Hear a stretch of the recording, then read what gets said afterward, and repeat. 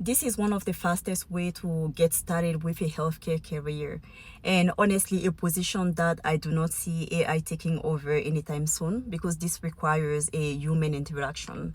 You need to interact with the patient to be able to get this done, and you can complete this certification in just a few months. And this position is a phlebotomist position, okay?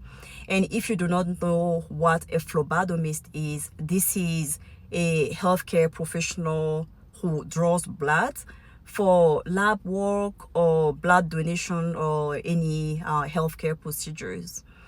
And it can take you around, I would say, 4 to 12 weeks, depending on the state where you live, to be able to complete this certification. And of course, at the end, you will have to take a national certification, depending on where you live. Things can change, but you can look up your specific state's regulations.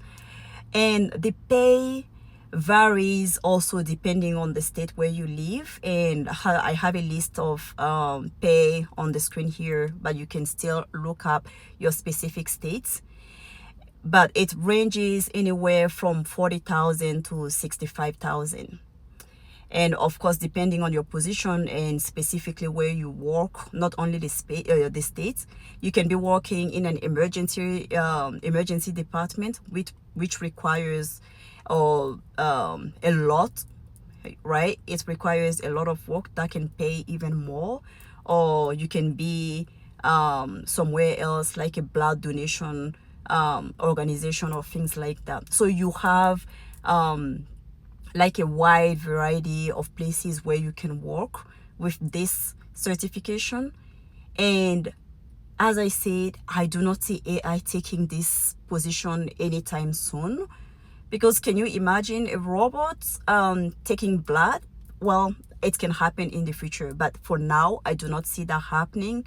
So this is a great way to get started with a healthcare career, and that can happen that fast. You do not need to go to school for a really long time. You can just go to school for just a few months and get that done, and you can get a job. This is not guaranteed, right? I'm not saying that as soon as you finish, you can start working somewhere. But I know that healthcare positions are out there, and this is a growing industry, right? So if you want to get started with this, look it up, look at your specific state. And I don't think it costs that much to get a certification, since it doesn't take that long also. But look it up, and if you are not afraid of blood, like drawing blood, definitely look it up, and that may be the best way for you to start with your healthcare career.